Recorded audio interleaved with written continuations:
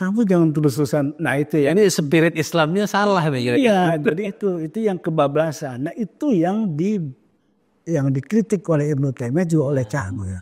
Itu yang disebut, makanya Cak Nur bilang, jadi al-mabdub ad-dolin itu tadi itu tasawuf yang sangat ekstrim. Nah maka yang pertama kata Cak Nur, bicara sufisme atau tasawuf itu jangan seperti apa yang disebut tasawuf populer.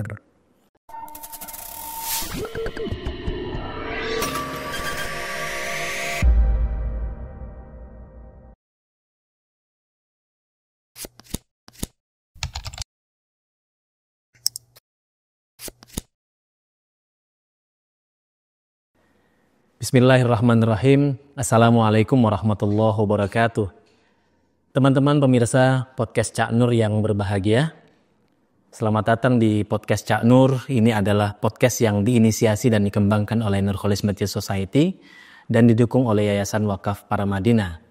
Kami mengembangkan podcast ini sebagai ikhtiar kami untuk terus menghadirkan pikiran-pikiran Cak Nur, mempercakapkan kembali gagasan-gagasan beliau, karena kami menyadari ada banyak sekali pikiran-pikiran Cak Nur yang sangat relevan dengan situasi kita hari ini. Dan tentu saja bagaimana pikiran-pikiran ini bisa dikonsumsi, bisa ditelaah oleh para generasi muda, terutama generasi milenial dan generasi Z yang tidak berjumpa langsung dengan Cak Nur. Jadi podcast ini dihadirkan untuk kita semua.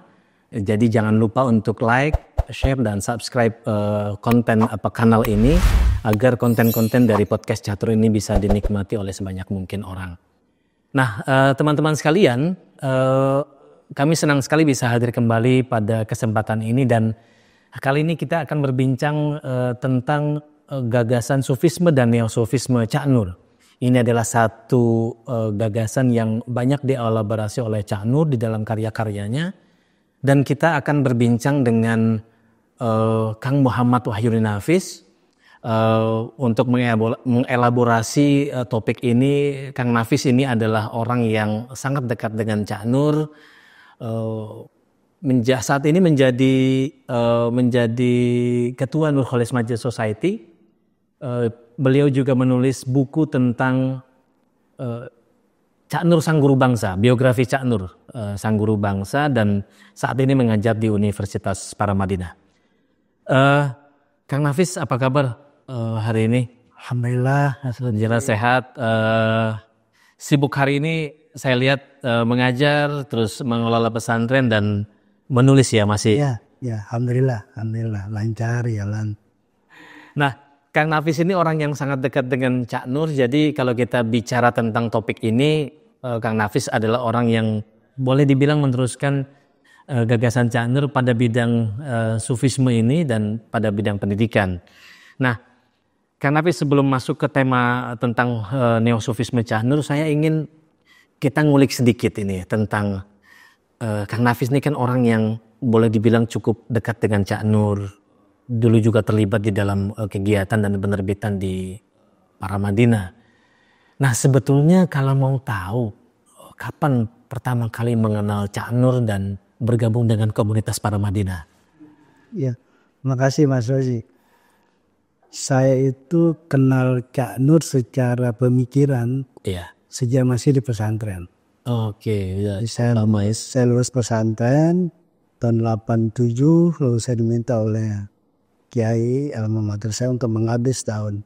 Dan selama itulah saya mulai membaca pikiran Cak Nur, dan saya lihat belum ada bukunya. Jadi baru interview 87 ya masih ini. Orang di majalah, dan saya selalu hunting.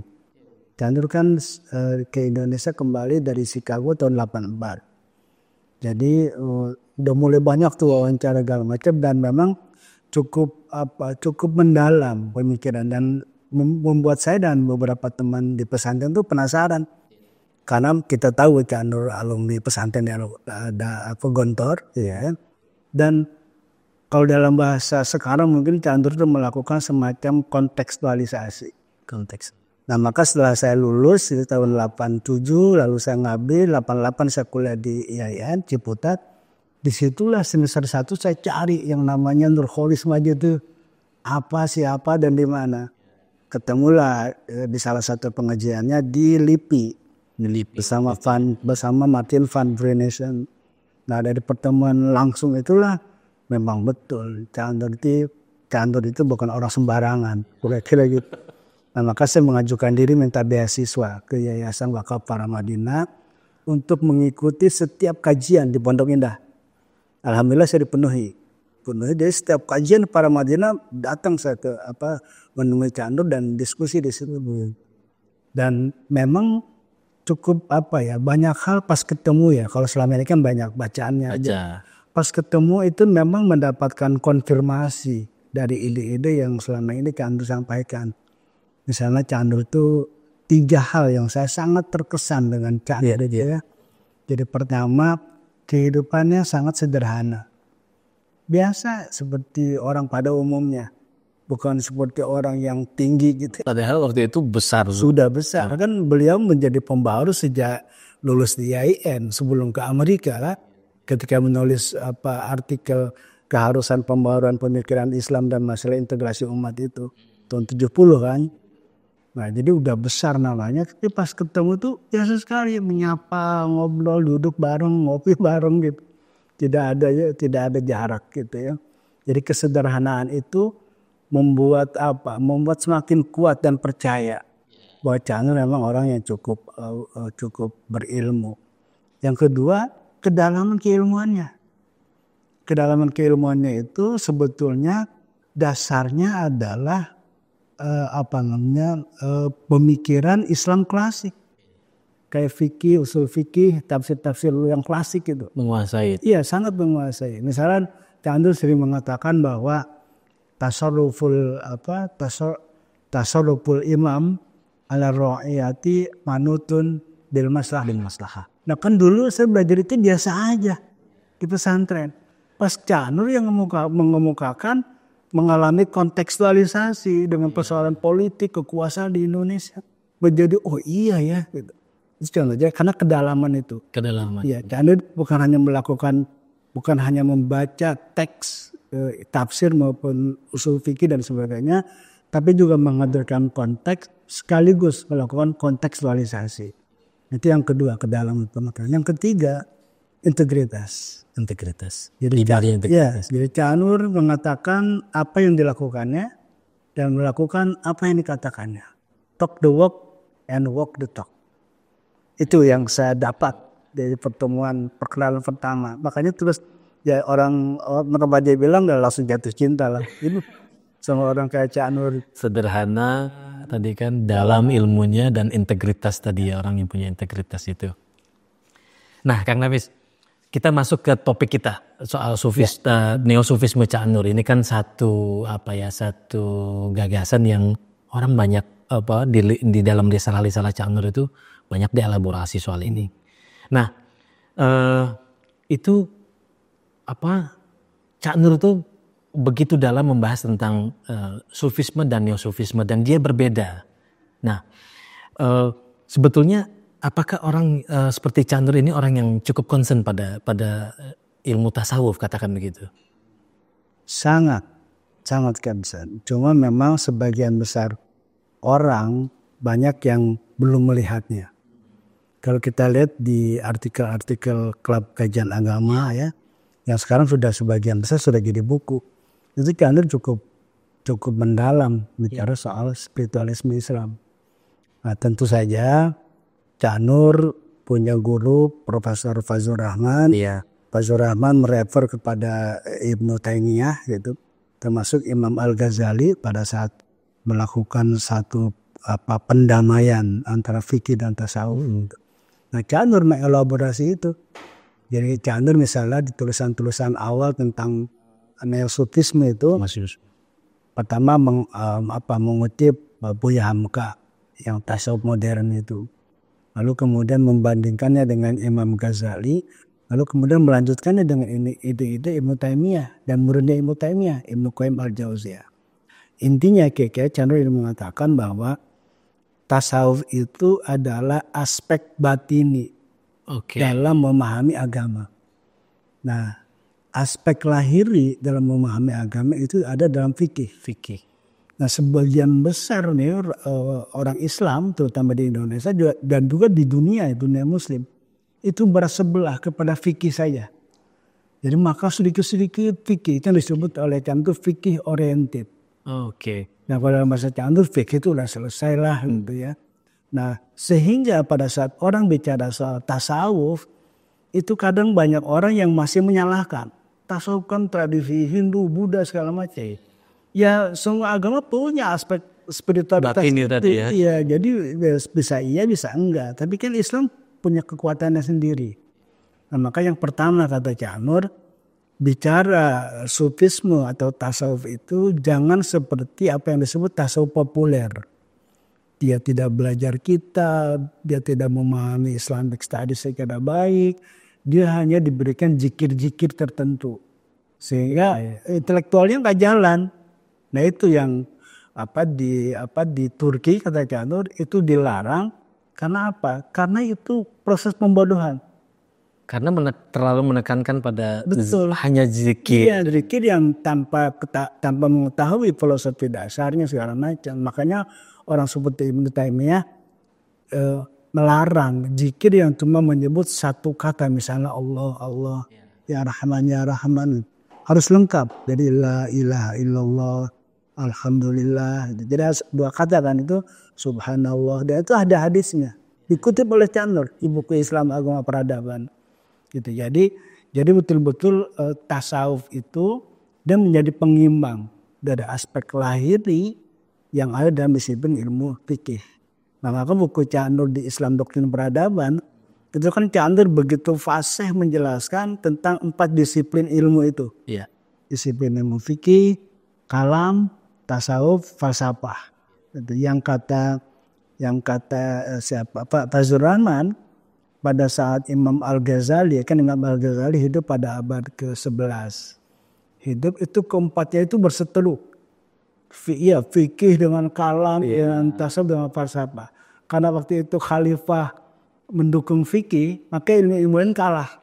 Itu kan juga orang yang, misalnya orang yang berpikiran sufistik itu kan dihakimi. Dihakimi itu, hakim itu kan ambil ahli hukum. Karena hakim itu maksudnya kan ahli filsafat. Ahli hikmah ya. Tapi hakim pada saat itu ahli fikih. Jadi hakimnya ahli fikih. Maka orang kayak Al-Hallaj misalnya itu kan dipancung. Termasuk di Indonesia Siti Jenar. Kenapa? Karena ketika siapa Ibnu Taimiyah ditanya itu mana yang salah antara Al-Hallaj sama hakim yang memberikan keputusan hukuman mati. Kata Ibnu Taimiyah, persoalannya bukan siapa yang salah. Persoalannya adalah fikih menghakimi tasawuf. Yang sama-sama levelnya pemahaman. Nggak nyambung sebetulnya. Nggak nyambung. Jadi fikih nggak nyambung kepada tasawuf. Gitu. Jadi harusnya tasawuf dihakimi oleh tasawuf juga. Fikih oleh fikih juga. Tapi fikih karena dia didukung oleh khalifah, dia berubah nama menjadi syariah. Padahal kata Ibnu Taimiyah dan Cak Nur jelas ke situ arahnya. Syariah itu isinya cuma Quran dan As-Sunnah. Fikih di level sama dengan kalam, falsafah, tasawuf di bawahnya. Ya itu al-fahmu kan fikih itu pemahaman. Nah, makanya kata Ibnu Taimiyah bukan soal Al-Hallaj itu salah, tapi salahnya ahli fikih menghakimi ahli tasawuf. Yang gak nyambung karena tadi aspek batin gitu, fikih aspek lahiri, aspek fisik yang kelihatan. Maka terjadi ketidakseimbangan. Maka ketika Cak Nur bicara neosufisme mengikuti alur pemikiran Ibnu Taimiyah dan juga Fazlur Rahman, jadi Cak Nur juga sangat tidak menyetujui adanya tasawuf populer. Jadi yang tadi itu yang menekankan pada aspek praktek saja gitu. Jadi tidak didukung oleh satu pemahaman yang cukup. Itu satu. Yang kedua, terisolasi dari kehidupan di masyarakat. Oke, ya itu dia. Kan gitu. Dan dulu kan Imam Ghazali ketika memutuskan bertasawuf, sama kan Imam Ghazali juga ke hutan. Cuma bawa ember sama jarum. Ada ember untuk air gitu ya, sama gayungnya sama jarum. Tapi di malam pertama mimpi didatangi oleh para wali. Para wali itu nilai, ya kalau kamu dengan bertasawuf dengan cara uzlah gitu, mengisolasi diri dari masyarakat, itu sih nggak hebat. Harusnya tasawuf itu kamu terjun di masyarakat tetap itu menghadapinya. Itulah awal cikal dari neosufisme yang pun dielaborasi oleh Ibnu Taimiyah. Orang semacam Ibnu Taimiyah tidak suka dia kepada tasawuf, tapi dalam pengertian populer tadi itu. Ibnu Taimiyah malah mengakui sama muridnya Ibnu Qayyim al-Jauziyah pernah mengalami kasab. Ibnu Taimiyah itu. Jadi tapi kasabnya itu bukan kemudian asyik masuk gitu ya dengan Allah sehingga mengisolasi diri, tidak mau ketemu orang, tidak mau bekerja, tidak mau bermasyarakat. Itu yang ditolak oleh Ibnu Taimiyah. Kita akan bicara bagian itu nanti, Kak Nafis. Tapi sebelum masuk kepada gagasan neosufisme Cak Nur tadi, nah saya tadi elaborasi Cak Nur tentang sufisme, tentang tasawuf itu begitu mendalam. Nah, apakah sufisme ini atau tasawuf ini hanya perlu diperkenalkan kepada orang-orang yang dewasa atau juga perlu kepada anak-anak? Sekolah misalnya. Iya. Ya harusnya sejak awal. Karena tasawuf itu kan ilmu terapan. Ilmu terapan ya. Jadi dia ya dengan biqadri ukulihim dalam bahasa agama ya. Sesuai dengan bahasa usia anak. Tapi misalnya kalau dalam ilmu pendidikan kan. Kalau anak masih usia TK, SD, bahkan SMP, SMA itu lebih banyak kepada nilai-nilainya. Bukan pengetahuannya. Jadi values-nya diperbanyak. Makanya misalnya diajarkan soal kejujuran, soal integritas, soal bagaimana bahwa Allah itu maha hadir dalam hidupnya. Sehingga jujur itu perlu karena apa? Karena selalu diawasi. Nah itu kan tema-tema pokok dalam tasawuf. Jadi sangat mungkin dimulai karena itu menyangkut wawasan terapi. Sehingga kayak kita sering seloroh ada orang ngajar berenang di kelas. Gitu kan itu pasti kemplungin ke kolam renang dan istilah untuk anak-anak seusia apalagi TK SD itu memang harus langsung seolah-olah kalau mau belajar renang ayo ke kolam renang sama belajar tasawuf ayo jujur nilainya langsung bikin kantin jujur ini harganya 500 pasti potak bayar kalau uangnya 1.000 ya ambil kembaliannya gitu. Itu esensi dari pelajaran sufistik. Soal integritas di situ ada, kejujuran ada, tanggung jawab ada di situ. Itu sangat mungkin. Makanya ada beberapa dulu jamaah Cak Nur yang membuat lembaga pendidikan berdasarkan nilai-nilai itu tanpa harus menyebut ini tasawuf ya. Karena dia way of life kan. Begitu maksudnya. Iya. Nah, Kang Nafis ini kalau boleh disebut tadi bicara soal gagasan sufisme Cak Nur.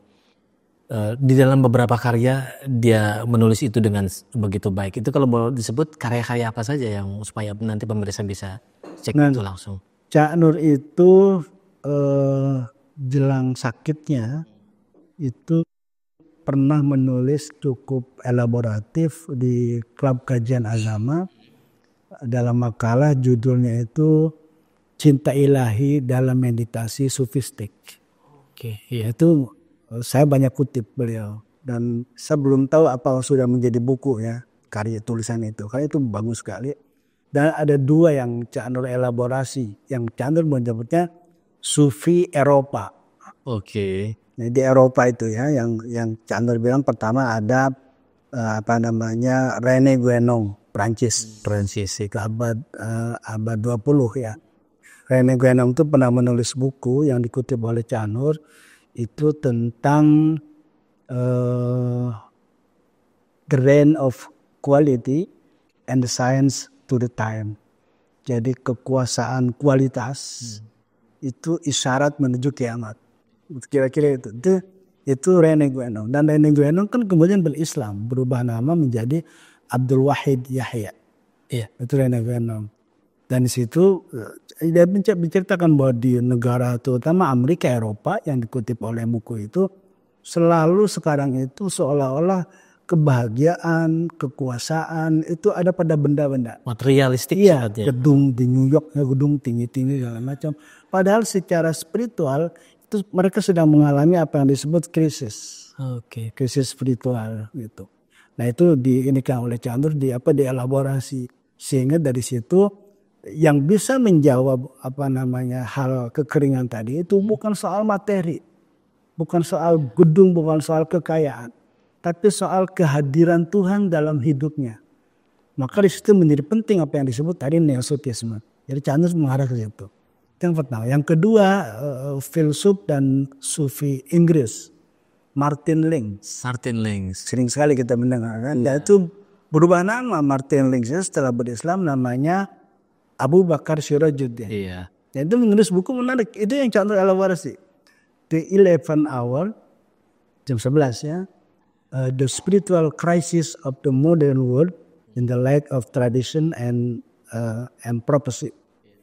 Itu Cak Nur senang banget ngerti buku itu. Karena apa kata Martin Lings, Abu Bakar Syirajuddin, di barat, di Eropa, Amerika itu sekarang pukul 11.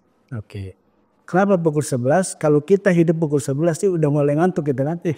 Jadi kata buku itu 1 jam lagi mereka tidur. Itu artinya ambruk. 1 jam lagi ambruk. Menuju kehancuran gitu. Karena sudah nggak kuat gitu. Apa terlalu mengorientasikan hidupnya pada hal yang bersifat material. Baik, Kang Nafis tadi banyak menyebut nama-nama tokoh-tokoh besar, cendekiawan, pemikir begitu. Nah sebetulnya yang mempengaruhi Cak Nur itu siapa saja sampai menulis secara emulatif tentang tasawuf tadi, tentang sufisme tadi? Ya, ada cukup banyak ya, baik di Indonesia sendiri maupun di luar. Ya. Pertama, Cak Nur itu kan punya satu gaya yang orang kadang-kadang agak susah nangkep. Jadi kalau Cak Nur itu setuju sama pemikiran orang, itu dikutip lalu dikasih syarah. Tanpa menyebut beliau setuju dan tidak setuju. Itu artinya beliau setuju. Misalnya yang pertama tentu Buya Hamka dari sisi neosutisme ya, dengan buku tasawuf modernnya itu. Yang kedua ya Profesor Fazlur Rahman. Karena Rahmanlah yang mengelaborasi pertama pemikiran Ibnu Taimiyah. Oh iya. Itu dia Rahman yang mengelaborasi soal neosufisme. Makanya kata Fazlur Rahman pencetus dan penggerak neosufisme itu adalah Ibnu Taimiyah dan muridnya Ibnu Qayyim al-Jauziyah gitu. Nah, tapi Ibnu Taimiyah kan Hambali yang orientasi pada hadis gitu ya. Namun unik gitu. Jadi orang yang yang mazhabnya kira-kira lahiri gitu. Iya. Tapi menjadi penggerak gerakan neosutisme yang batini tadi itu. Tapi cukup adil dalam komentar Ibnu Taimiyah yang dikutip oleh Cak Nur di banyak tulisannya itu. Ibnu Taimiyah itu seorang yang sangat adil terhadap tasawuf dan terhadap fikih. Ini yang menarik yang Cak Nur sering ulang-ulang. Jadi kata Cak Nur kan di tafsir klasik. Ketika kita menyebut Al-Fatihah itu ihdinas syiratal mustaqim, ya Allah berikan petunjuk kepada kami jalan yang lurus. Lalu kan apa yang disebut syiratal mustaqim itu? Yaitu syiratal ladzina an'amta alaihim. Jalan orang-orang yang telah engkau beri nikmat. Ghairil maghdubi alaihim waladdallin. Bukan jalan orang-orang yang dimurkai dan jalan orang-orang yang sesat. Nah, tafsir klasik orang-orang yang dimurkai itu Yahudi. Oh iya. Jadi al-maghdub itu Yahudi dan dolin itu Nasrani. Nah, Cak Nur dengan proses pengembang neosufisme ini, Cak Nur bilang al-maghdub itu bisa diartikan ahli fikih. Oke, fikih oriented. Dan dolin itu sufi yang tasawuf oriented. Tidak seimbang dia. Makanya ada orang kan tidak seimbang, zikir terus ya. Dan itu banyak pada sahabat yang dulu dan Nabi ditegur. Dan Cak Nur ungkap itu.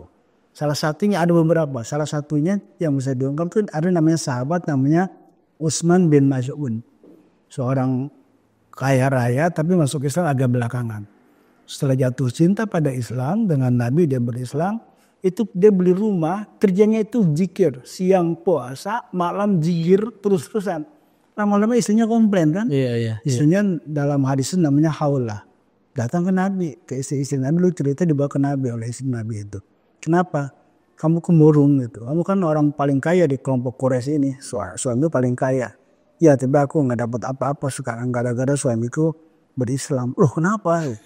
Nah itu dia mau beli rumah, di situ dia sholat, zikir, puasa dan terus-terusan kadang gak tidur malam gitu. Terus siangnya tidur sambil puasa. Aku nggak diurus, anak pada nggak diurus, perusahaan nggak diurus. Nabi langsung, di mana itu suamimu? Dibawa oleh Haula. Dua dipanggil. Itu ada riwayat sampai Nabi katanya memegang lehernya. Kerah bayi ya. Ya. Ya Utsman bin Maz'un, adakah orang yang terbaik menurutmu yang pernah kau lihat? Ada, siapa? Engkau. Iya. Aku puasa pada waktunya, aku tidur pada waktunya, mataku kuberi hak, mulutku kuberi hak, semua apa istri anakku kuberi hak. Kamu jangan terus-terusan. Nah itu ya. Ini spirit Islamnya salah nih. Iya, jadi itu yang kebablasan. Nah itu yang dikritik oleh Ibnu Taimiyah juga oleh Ca'nur.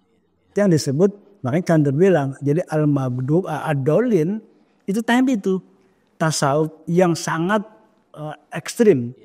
Sehingga perusahaannya tinggalin, anak istri tinggalin segala macam. Kayak Utsman bin Maz'un itu. Dan yang magdubnya fikih. Fikih itu kan kalau kita mau kaji secara lebih luas, fikih misalnya rukun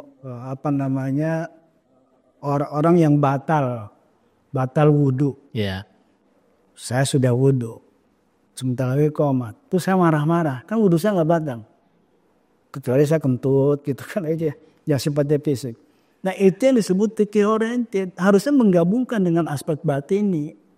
Jadi bahwa kebersihan badan, kebersihan organ-organ tubuh kita itu harus dibarengi dengan kebersihan hati. Itulah tasawuf fikih. Makanya ketika Imam Al-Ghazali menghadapi konflik 4 disiplin ilmu itu, Imam Ghazali kan kemudian melakukan satu pendamaian. Iya. Nah, pendamaian itu jadi 2 pihak. Jadi pertama pertama fikih dan kalam satu pihak, yang kedua tasawuf dan falsafah pihak lain. Setelah 2 ini tasawuf, falsafah, fikih, kalam digabung, lahirlah kemudian di sini yang menang fikih, di sini yang menang tasawuf. Maka lahirlah karya dari 2 corak itu namanya Ihya Ulumuddin. Jadi Ihya Ulumuddin itu coraknya fikih dengan wawasan tasawuf. Jadi makanya di situ ketika bicara rukun sholat, rukun wudu, tapi aspek spiritualnya kan muncul. Iya. Kan tasawufnya. Nah itu yang Ca'nur sering rujuk. Jadi kalau tadi pertanyaan siapa saja selain tadi ya tentu tadi yang sudah saya sebut. Ya juga Imam Al-Ghazali. Karena Imam Al-Ghazali itu tampil sebagai orang yang moderat, wasat gitu ya, sehingga dia menampilkan ya fikih iya penting itu, orang punya juklak, punya pedoman. Iya. Yang batal segala macam, rukun segala macam, tapi hatinya nggak diurus. Nah maka hatinya masuk tasawuf. Nah maka menarik Ihya Ulumuddin itu memang satu sintesa dari terutama fikih dan tasawuf, sehingga orang awam pada umumnya tidak ragu karena ada pedomannya. Tapi orang yang sudah di atas keawaman juga tidak disalahkan karena ada aspek tasawufnya tadi itu. Nah ini menarik, ada aspek wasatiyah, ada aspek keseimbangan yang disampaikan Ca'nur, bukan hanya pada soal-soal kehidupan sehari-hari, tapi dalam aspek ibadah itu harus menyeimbangkan antara fikih dan tasawuf tadi. Nah ini kan sebetulnya kalau mau bicara soal neosufisme Ca'nur, ini kan asal mula Ca'nur mulai bicara tentang neosufisme. Nah kalau mau dielaborasi Kang Nafis, sebetulnya neosufisme Ca'nur itu seperti apa sih? Ya.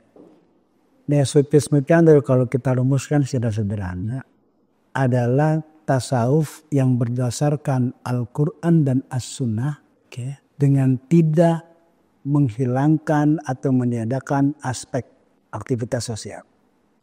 Kalau disederhanakan itu. Jadi itu menjawab banyak hal terhadap tasawuf sebelumnya. Karena tasawuf sebelumnya yang tadi kita sebut tasawuf populer itu. Kadang-kadang dia sudah tidak tahu lagi dasarnya Al-Quran dan As-Sunnah. Ca'nur, Ibnu Taimiyah, Rahman dan Ibnu Taimiyah lebih senang menyebut As-Sunnah daripada hadis. Karena hadis itu adalah formulasi dari substansi dalam sunnah. Sunnah itu substansi yang dilakukan oleh Nabi gitu kan. Terus para ulama kemudian meredaksikan. Nah itu kalau meredaksikan itu sudah ada penyempitan karena sudah redaksi. Kalau nilai kan tinggi. Makanya Ca'nur lebih suka menyebut kata sunnah. Dan perbedaannya kalau kita bahas nanti cukup dalam antara sunnah dan hadis. Yang sebagian besar pesantren-pesantren di Indonesia, ulama-ulama, ustadz-ustadz udah terlalu paham tentang perbedaan sunnah dan al-hadis. Gitu.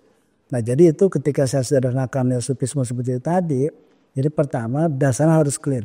Quran dan sunnah tadi ya. As-sunnah ya.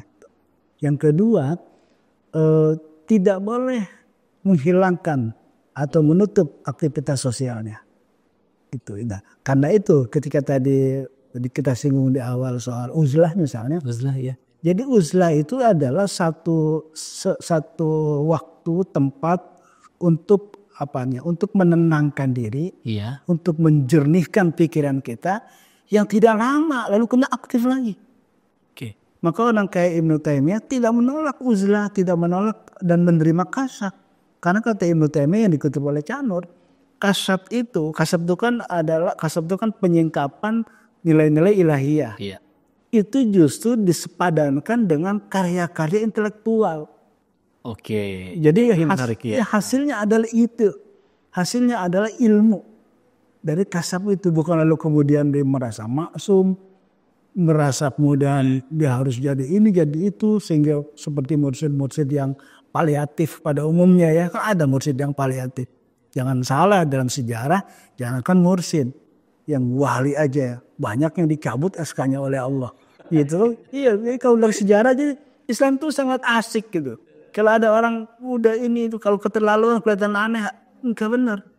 Makanya kata Cak Nur berdasarkan disertasinya tentang Ibnu Taimiyah itu metode fitrah itu menjadi penting. Betul. Fitrah itu dengan sendiri dia menolak yang nggak benar dan menerima yang benar. Ya. Itu alami dalam diri kita. Nah, itu dasar atau yang kita sebut epistemologi pemikiran Cak Nur, yaitu fitrah.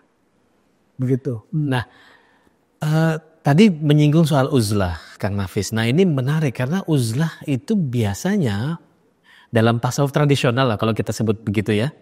Itu dimaknai sebagai satu model itu tadi cara menenangkan diri misalnya ke satu tempat tertentu gitu. Ya sekitar 1 minggu, lama sekali, cukup lama, dan itu bagian dari bagian dari spiritualitas. Meningkatkan spiritualitas. Tetapi pada Cak Nur, pada konsep neosufisme ini kan berbeda. Artinya kalau merujuk pada tadi ya gagasan awalnya, konsep awalnya satu praktek spiritualitas tapi tidak menjauhkan pada aktivitas sosial dari aktivitas sosial.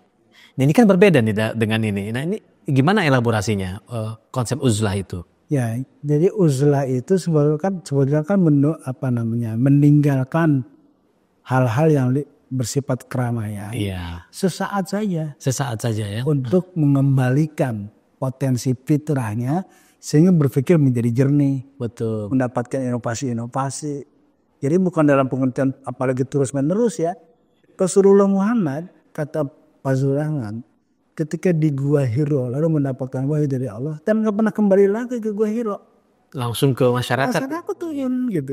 Itu untuk kayak gitu aja. Nah kita kan mungkin karena kita udah ada dari Nabi ya, Quran, Sunnah gitu. Jadi kita sejenak gitu berpikir dia lalu maju. Lalu kemudian aktif di masyarakat gitu. Jadi tidak lalu kemudian menutup diri, mengisolasi, sehingga yang tadi yang saya singgung Imam Ghazali ketika melakukan itu kan dikritik oleh para wali, lalu kembali lagi Imam Ghazali ke masyarakat. Iya. Karena kalau kira-kira gini, kalau Anda mau jadi wali dengan cara itu mah gampang. Justru Nabi Muhammad itu contohnya aktif dia. Tidak kembali lagi ke Gua Hiro, lu nggak boleh ditemuin. Aktif dagang, aktif ngajarin orang sholat, ngajarin orang berwudu, menjadi coach orang-orang yang hatinya terluka. Itu kan yang Nabi lakukan. Gitu. Jadi bukan benar-benar menghilang lah kira-kira gitu. Iya, itu yang kadang ya tidak, menurut saya tidak lengkap. Tidak selamanya sesuatu yang berat sebelah itu yang disebut bisa dalam pengertian Cak Nur ad-dolin dalam surat Al-Fatihah itu. Karena itu terlalu sufistik dia. Sufi oriented, ini fikih oriented. Nah kita itu fikih tetap kita pakai, tapi juga sekaligus aspek tasawufnya.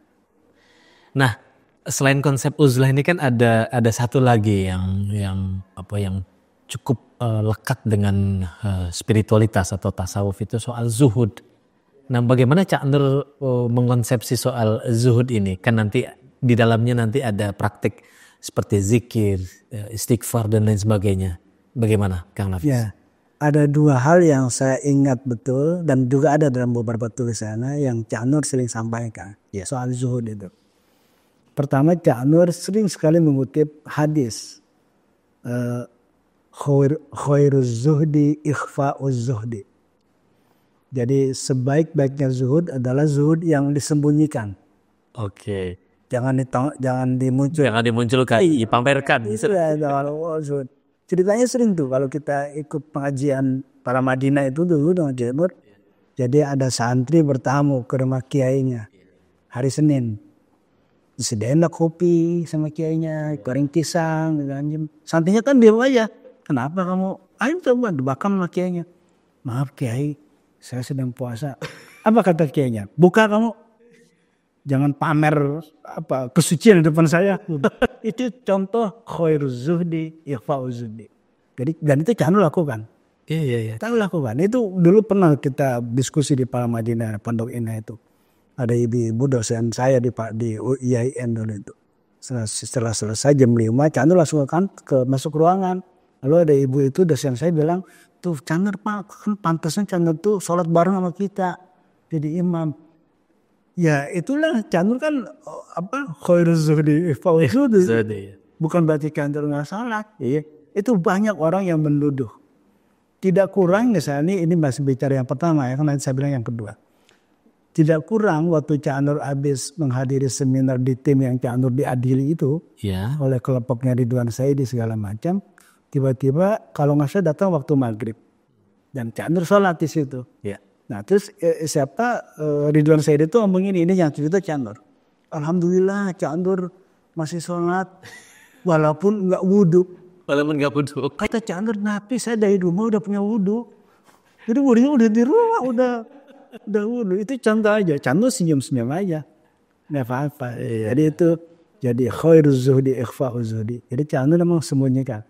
Kesalehan Cak Nur itu disembunyikan supaya jadi riya kan dia hilang, pahalanya hilang. Yang kedua, di neosufisme itu apa yang disebut zuhud itu bukan anti dunia. Oke. Bukan anti harta, bukan anti kekayaan atau mungkin juga kekuasaan. Tapi inti dari zuhud itu adalah tidak adanya keterikatan terhadap itu semua. Nah ini yang menarik ya. Nah, jadi melepaskan keterikatan. Misalnya nih, ada seorang sufi kan, satu kaya raya, satu miskin. Ada orang datang ke yang kaya. Kata si murid tadi, masa sufi kaya begini? Kaya raya gitu. Mas setuju saya bohong, ini bukan sufi. Mobilnya Alphard, lampunya dari emas, dari perak. Dia balik lagi datang ke sufi yang miskin. Nah percaya dia lampunya lampu cempor gitu ya. Tikernya itu kalau dijadiin abunya keluar gitu ya. Pandan hutan itu ya. Wah dia yakin itu sufi yang benar. Setelah 2-3 bulan ditanya oleh si guru sufi yang miskin tadi. Kamu sebelum ke saya kemana? Enggak, saya langsung ke Syekh. Oh coba kamu lihat. Oh katanya sufi dia. Sufi ya. Terus kenapa kamu nggak terus? Saya nggak percaya dia sufi. Karena dia kaya raya. Terus kata si sufi miskin itu asal kamu tahu aja. Sufi kaya raya yang kamu nggak percaya itu guru saya. Kenapa? Kalau saya belum sanggup untuk kaya. Saya punya kambing satu aja. Jelang maghrib belum pulang. Saya cari kambing sampai maghrib saya ketinggalan. Ya. Saya belum siap untuk punya harta. Tapi kalau guru saya, dia nggak terikat sama kayak udah kuat nih punya Alphard, bodo amat itu nggak terikat sama, gitu. Sama hartanya. Jadi dia tetap koneksinya tuh connected to God-nya tidak terhalang oleh Alphard, oleh kepuasaan, oleh rumah, dia terhalang. Nah orang sebagian besar, kenapa Tasufi memilih miskin? Karena takut terhijab kepada Allah. Tapi kalau orang udah bisa koneksi kepada Allahnya tidak bisa terhalang gitu, ya silakan aja. Karena inti dari zuhud itu melepas keterikatan dari harta, dari kekayaan yang kita miliki. Gitu. Jadi kalau kita tadi itu yang sufi miskin bilang sama masih sangat terganggu dengan harta. Makanya saya minum miskin supaya nggak ada hijab antara saya dan Allah. Kalau guru saya sudah nggak jadi hijab apapun, dia langsung ke Allah. Nah, saya belum sanggup. Jadi poinnya itu soal kemelekatan Iya. seseorang terhadap harta itu harus istilahnya hilang gitu ya. Iya. Sebagian kita kan Karena persepsi kita betul, Kang Nafis. Persepsi kita menjadi sufi itu ya harus miskin gitu. Itu sufi populer yang dikritik oleh Ibnu Taimiyah dan sekaligus dibenci oleh Ibnu Taimiyah, juga oleh Cak Nur sering diulang-ulang walaupun dengan bahasa yang lebih halus. Kalau Ibnu Taimiyah kan bahasanya cukup tegas ya. Itu karena ya orang jadi kemudian miskin gitu ya. Yang miskin menghilangkan, kan soal nafas itu kan sufi juga dua golongan. Ada yang membunuh nafas, ego nafsu. Ada yang sebetulnya yang benar mengendalikan. Karena nafas itu nggak bisa dibunuh. Karena dia muncul atas interaksinya jasad dan ruh. Oke. Maka nafas itu muncul.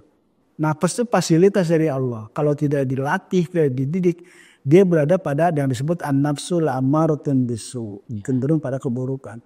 Kalau dididik naik ke lawama, didik lagi naik ke mulhama, didik lagi sehingga kita melakukan kebenaran dan kebaikan, nafsunya jadi mutmainnah.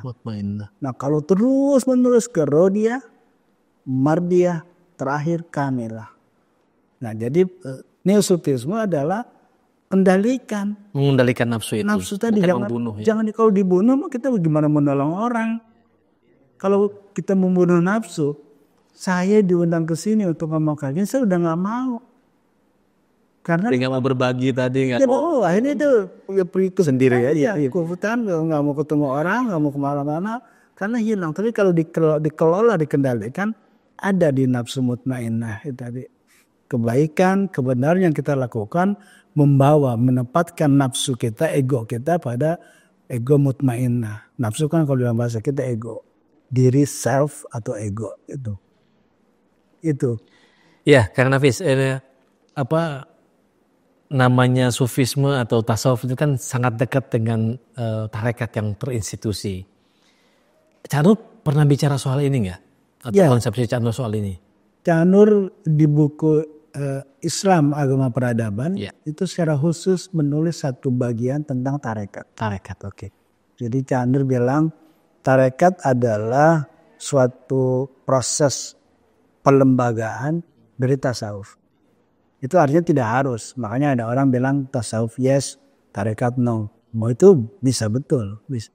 Karena tarekat itu adalah jalan yang pernah dicontohkan oleh seorang sufi yang dia kemudian jadi mursyid. Karena itu tarekat banyak sekali kan di dunia Islam. Tarekat tadi kita sebut Qadiriyah yang suhunya Syekh Abdul Qadir Jilani, Naqsabandiyah Syekh Muhammad Bahauddin An-Naqsabandi, Sajiliyah Syekh Abil Hasan Asyajili, Tijaniyah Syekh Ahmad bin Muhammad At-Tijani Al-Hasani, Satariyah, Maulawiyah Maulana Jalaluddin Rumi. Banyak sekali, tergantung yang dia lakukan. Dan itu emang sudah dalam bahasa Arab itu disebut mujarab. Mujarab itu udah diuji. Terbukti ya? Ya terbukti, sudah dicoba. Siapa yang nyoba? Ya mursyidnya itu. Mursyid itu kan disebut sufi. Sufi itu udah wusul. Wusul itu apa? Wusul itu sampai kepada Allah. Orang-orang di bawahnya yang mengikuti jalan itu yang namanya kita tarekat itu sedang melakukan atau disebut salik. Melakukan laku lampah spiritual yang disebut mutasawwif. Belum sufi dia, tapi mutasawwif. Tapi ada yang ketiga di bawahnya, dan jangan sampai itu mustaswif. Itu sufi palsu. Mustaswif? Iya, sufi palsu itu kemana-mana pakai peci, sorban, semprullah itu. Kalau lihat sesuatu, tapi sebetulnya itu hanya untuk komersial dirinya. Wah, bahaya sekali itu. Dan sekarang di era digital banyak sekali muncul kayak gitu. Dengan sedikit kepasehan bahasa Arab, apalagi penampilannya mirip-mirip orang Arab gitu, itu boleh banyak. Itu yang disebut di dalam kitab dalam kitabnya Al-Hujwiri, Kasbul Mahjub, itu disebut Al-Mustaswif. Dan banyak sekali orang seolah-olah tadi seolah-olah sufi gitu ya. Dan dia juga merasa, kan orang yang merasa salah. Makanya ujian tertinggi dalam tasawuf bagi orang suci adalah dia tidak boleh merasa suci. Nah itu dia. Nah, kalau dia merasa suci jatuh. Itu hijabnya ya? Iya. Jadi kalau kita simpulkan apa yang tadi kita perbincangkan tentang neosufisme adalah bahwa kehidupan kita ini secara keseluruhan baik dalam kesendirian maupun dalam keramaian memang harus menyadari tentang pentingnya kehadiran Tuhan dalam hidup kita. Jadi sekecil apapun baik soal pikiran, soal perasaan, apalagi soal tindakan itu semuanya menjadi perhatian dan menjadi kewaspadaan bagi siapapun agar tidak keluar dari nilai-nilai ketuhanan sekaligus nilai-nilai kemanusiaan. Teman-teman sekalian, para pemirsa podcast Cak Nur yang berbahagia, demikian perbincangan kami dengan Kang Muhammad Wahyudin Nafis mengenai neosufisme Cak Nur. Semoga apa-apa yang kita perbincangkan, yang kita percakapkan pada kesempatan kali ini, bagaimana kita menjadi seorang yang ahli ibadah tetapi juga menjadi orang yang dekat dengan kehidupan sehari-hari, itu menjadi inspirasi kita. Terima kasih, semoga perbincangan ini memberikan banyak insight bagi kita. Assalamualaikum warahmatullahi wabarakatuh.